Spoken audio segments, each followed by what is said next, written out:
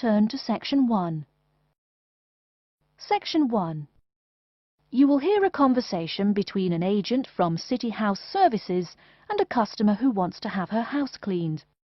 First, you have some time to look at questions 1 to 4.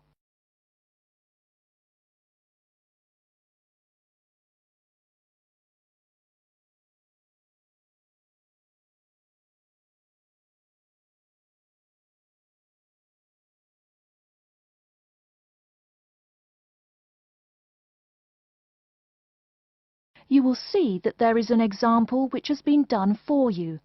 On this occasion only, the conversation relating to this will be played first. Good morning, City House Services. How may I help you? Good morning. I'd like to arrange to have my house cleaned. Certainly. I just need to ask a few questions. First, could I take your name? Yes, it's Barbara Hill.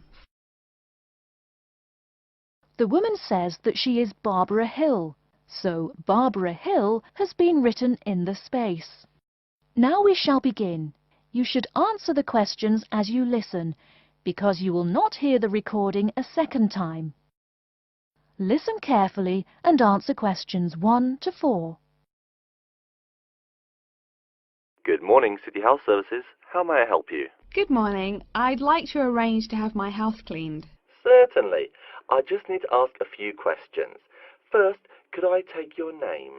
Yes, it's Barbara Hill. Thank you. Next, is your house in London? Yes, it's in Kingston in southwest London.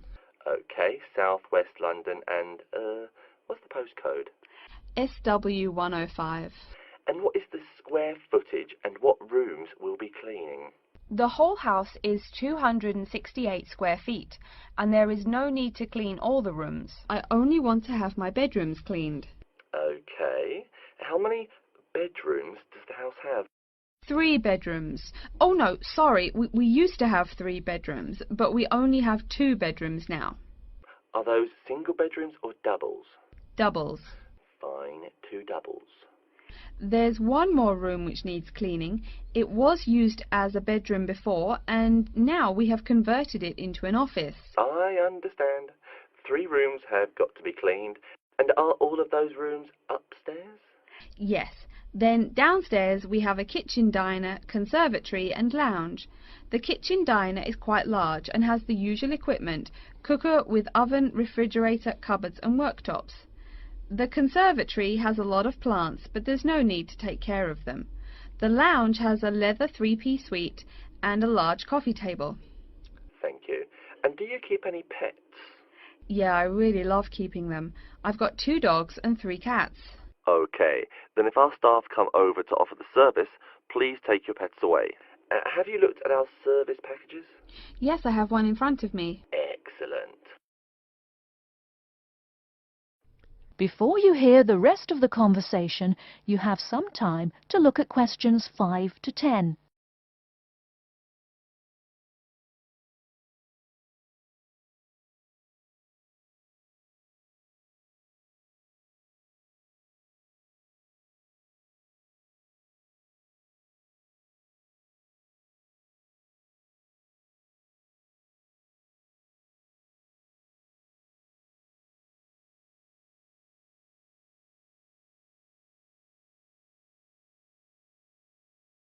Now listen and answer questions 5 to 10. Any extra services you need? Switching bed linen, work in the garden, clean the glass in the conservatory, that kind of thing? No. Actually, replacing the bed linen, yeah, that would be good. No problem. I'll just make a note of that. How about curtains, mats and carpets? What would you like us to do with those items? The curtains. I'll have to think about that. I think we should have the carpets cleaned really well every quarter. Mats can just be done with the laundry. Of course. How about clothes? We can have our staff wash and iron them, or we can have them taken to a dry cleaner. Washing and ironing. No, just ironing. That'll be okay. Okay, fine. I know quite a bit about what you want now. I should let you know that we're located on 12 Amy's Road. That's Amayes. Mm. And we work on from Monday to Sunday except Tuesday and Wednesday. Could you let me know when is convenient for you? Next Friday. No. Oh, that's no good. My son invites his friends over in the afternoon that day. Perhaps next Thursday or next Saturday? Let me check. Okay, next Thursday. When is it convenient for us to come over and provide the service? Is it okay if we come in the morning? Or we may come in the afternoon. It depends on your schedule. I'm okay with any time. Just give me a call to let me know you're coming before you arrive. Sure we will. By the way, how long will it take for the service? We usually work 1 to 3 hours for house cleaning, and the work will take 3 hours at most. And of course, if it takes more than 3 hours, you should pay extra for it. Fine. So, let me just do some calculations. That is the end of section 1. You now have half a minute to check your answers.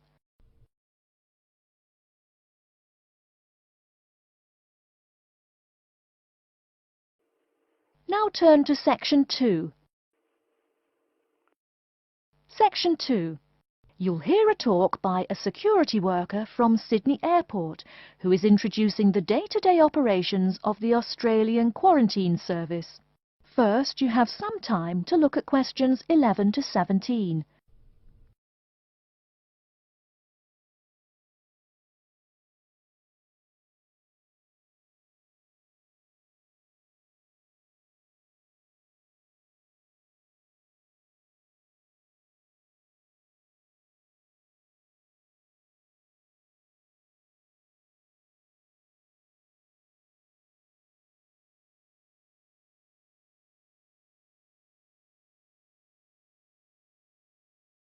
Now, listen carefully and answer questions 11 to 17.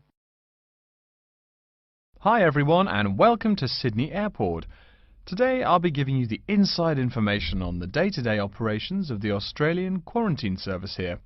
We hope to provide you with a better understanding of why such heavy security regulations are necessary by educating you on how we operate and why we do the things we do. We're not here to try to persuade you to fly through Sydney Airport, though we hope you'll find your experience relatively stress-free and comfortable. First things first, our personnel. Can anyone guess how many people work at Sydney Airport? We have 200 alone working in Terminal 2. So can you guess how many in the whole airport? I heard someone say 360. That's getting closer. What? Did someone say 2,000? That's way too high. Sydney Airport actually employs 440 people. A lot, right? And about half of those employees work in security-related matters. Moving on to our not-so-human employees, let's come and see our favourite pooch, Milton. Milton is our best drug-sniffing dog on the force. He's friendly to most people. You can even come pet him at the end of our tour. Burnouts, beware though. He'll find everything. Notice that even though there are so many of us around him, Milton stays quite calm.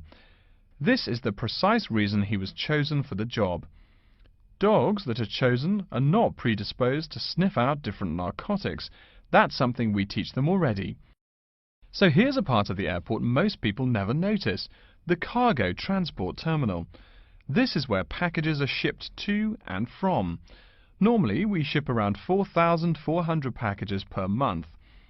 In this airport alone, over 52,000 packages were shipped in and out over the past year. We ship to and from 170 different countries. Not bad, eh? Probably it will go up to over 72,000 packages this year. And despite over 100 flights in and out of here daily, the number of lost or delayed packages is impressively low. If you send your package through here, rest assured we'll get it where it's going. Let's move on to the area most of us are familiar with, the passenger terminals. In order to be allowed into this area, you must pass through security with your ticket and, if you're travelling internationally, your passport. If you're travelling domestically, you just need a legal form of ID. If you don't have those, you will not be allowed to pass through security and board your flight. During the security scan, your carry-on items will be checked for dangerous items such as weapons, sharp objects, and liquids that exceed our specified limit. If you attempt to pass any of the prohibited items on this list posted at the entrance, you are still allowed to board the plane, but you'll be given a warning and your item will be confiscated. Don't worry, we will not arrest you for having too much shampoo in your bag or anything like that. We also search your carry-ons and parcels for any perishable items. We prohibit the transportation of local vegetation and prohibit parcels containing any insects in them. You may or may not have learnt about this in biology class, but when some plants are introduced to a new environment, they spread wildly and wipe out the current species around it. It is important to control the introduction of new plants into an ecosystem, so we must prohibit the transport of any fertile seeds. So what happens to parcels containing possibly suspicious items? It's of course something we do not take lightly here. If an object passes through the scanner that appears suspicious in any way, it is separated out for manual search by a member of our trained security personnel. If an illegal plant or simple sharp object like a pocket knife is found, it is simply disposed of in our biohazard waste containers, and the package itself is returned to the sender, or passenger if it is for a passenger flight. More serious weapons are reported to higher authorities for investigation. Before you hear the rest of the talk, you have some time to look at questions 18 to 20.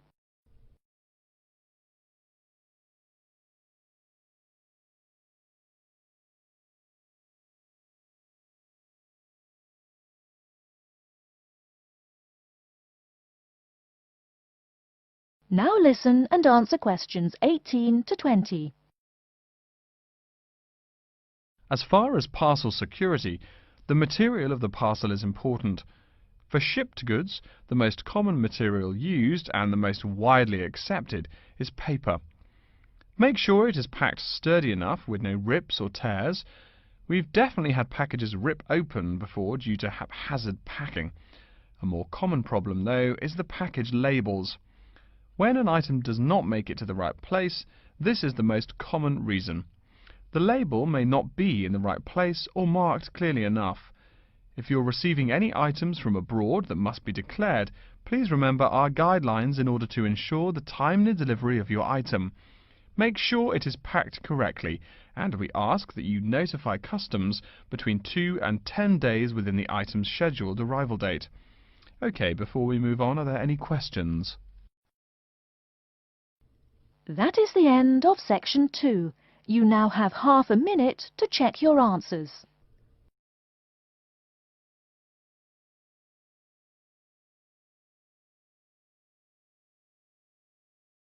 Section 3. You will hear a librarian called Adam Smith talking to the students about how to use the facilities in the library. First, you have some time to look at questions 21 to 26.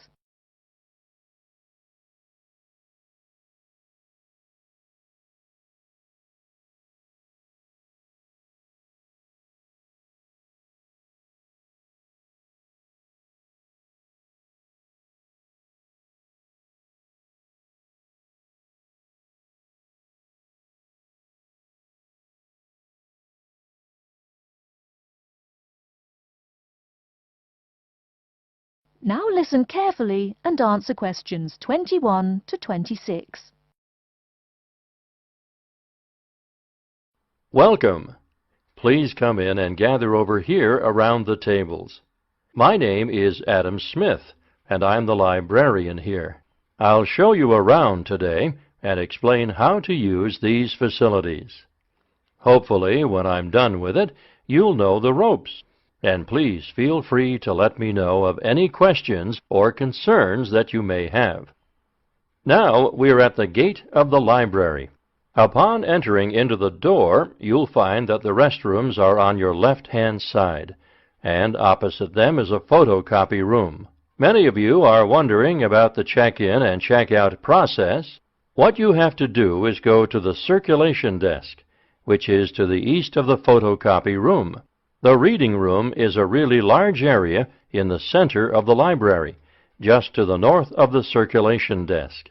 I'm sure you won't miss it. If you're here to do research, this is where you should bring books to look through. However, if you're here to do any group projects or other interactive activities, I advise you to use one of the study rooms, which are just to the east of the reading room. Moving on to the southeast corner, we have the periodical section, just next to the study rooms.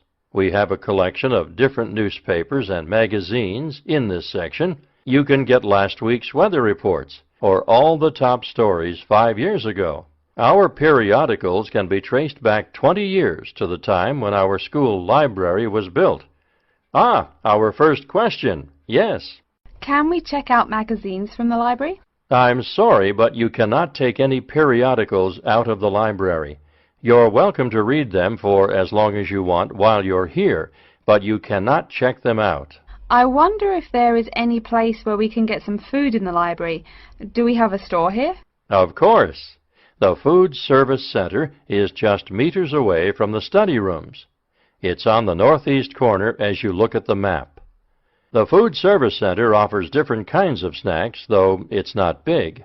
Well, moving on along to the west, you will find the Video Resource Center on your right hand.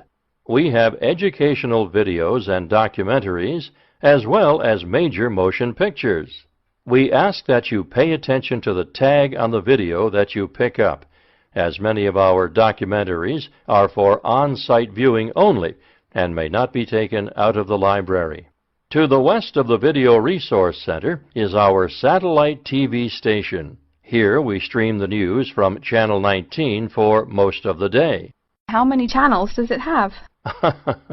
It does have nearly 200 channels, but we generally will give top priority to channels with some big events, like presidential addresses or other breaking news. During the coverage of the presidential debate, students will take a break from studying and flock to watch it. Last, but perhaps most important, is the inquiry desk. It's just on the left-hand side when you walk into the library, so it's impossible to miss it.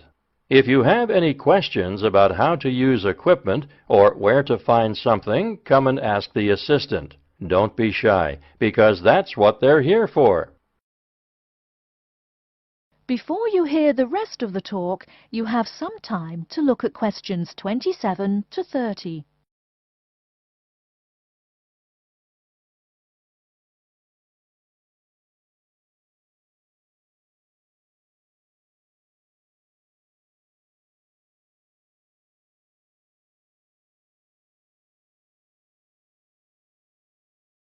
Now listen and answer questions 27 to 30. Speaking of questions, one of the questions we get asked is how to actually check out a book once a student has picked one out. If it's a fiction or non-fiction book, look for the pink and yellow checkout card inside the back cover of the book. You can also find information about the book on these cards, including its publishing date, genre, ISBN, and a log of dates it's been checked out before. Present this card to me or any library assistant, and we'll stamp it, and then the book can be kept for 3 weeks. You can find general information on a field of study by using one of our subject guides. We have them on paper here, but any of our computers will allow you to search within fields as well. What if the library doesn't have a resource we're looking for? Great question. I'm going to address that. Our library is a network with a number of other universities in the area. So if there is something you're looking for and it's available somewhere in the area, we'll be able to get it for you. However, there are universities which are not part of the network, so we do not share resources with them. If you want more information about the library and its resources, you'll find it in a labeled blue folder on my desk in the Enquiry section. Okay, so that's a lot of information all at once, and I don't expect you to remember it all. The most important thing is please be respectful of the staff, and if you need help with anything at all, come and ask me or one of the assistants. All right, any questions? That is the end of section 3. You now have half a minute to check your answers.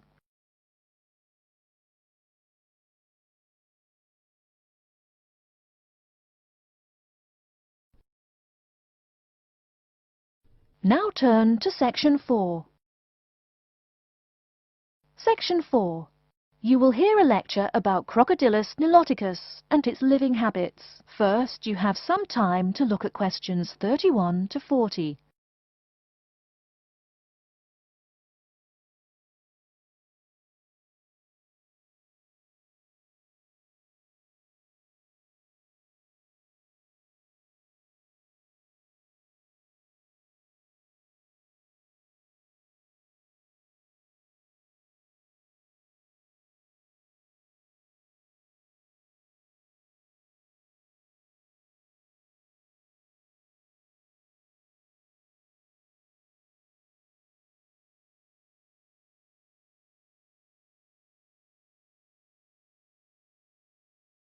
Now listen carefully and answer questions 31 to 40. Good morning.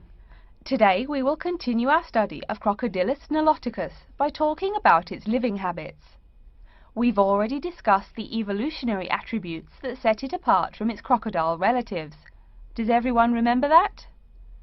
Yes, it has an extremely narrow snout and 3 or 4 rows of protective scales on its back, as compared to 2 rows on other members of the Crocodylus genus.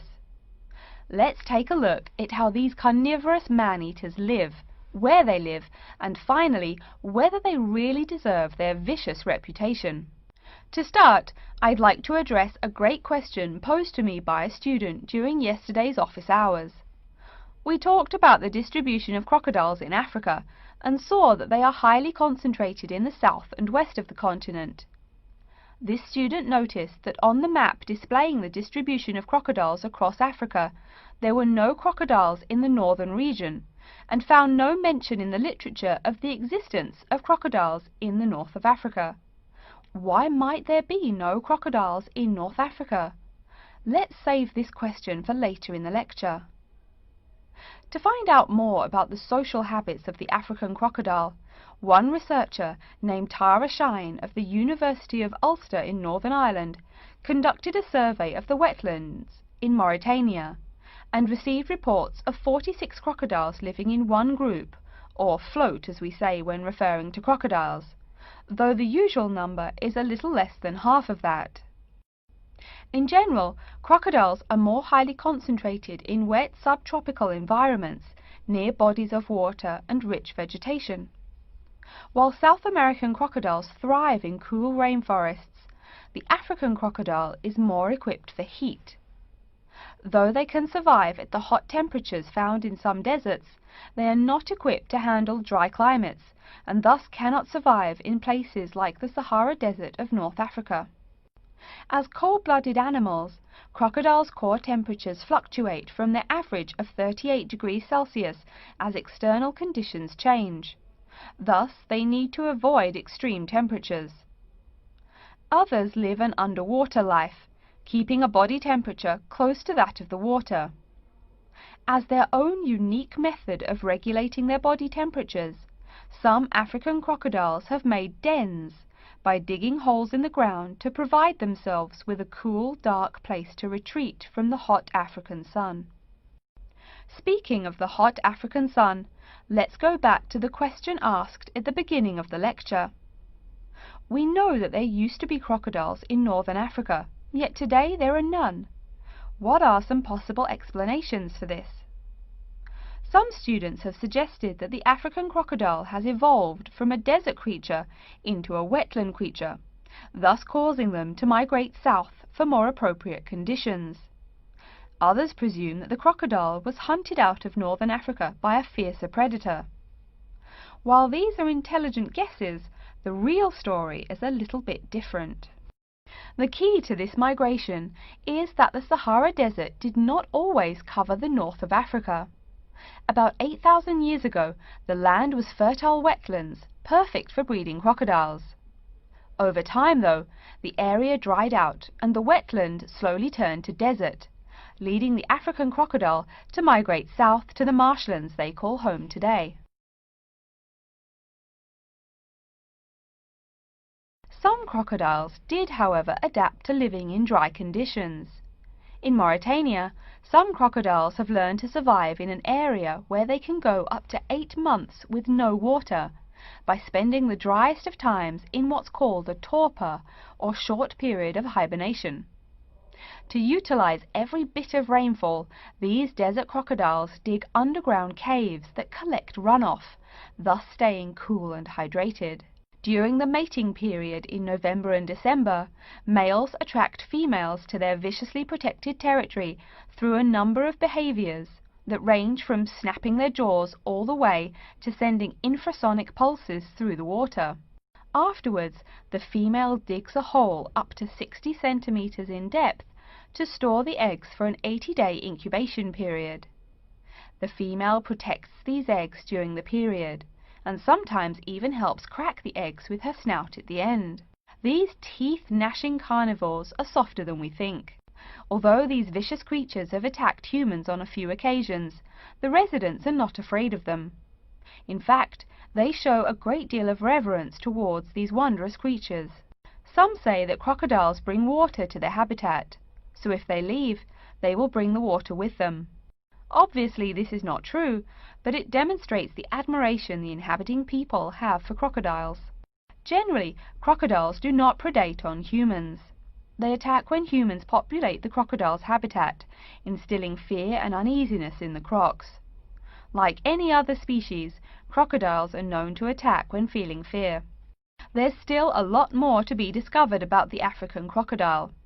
Researchers want to know more about the population size, how many crocodiles inhabit Africa in all, how they form separate floats, etc. There is still also much to learn about migration patterns and relations to other populations of crocodiles now found in other parts of the world. Next time, we'll examine a few specific case studies of crocodile populations in southern Africa. That is the end of section 4. You now have half a minute to check your answers.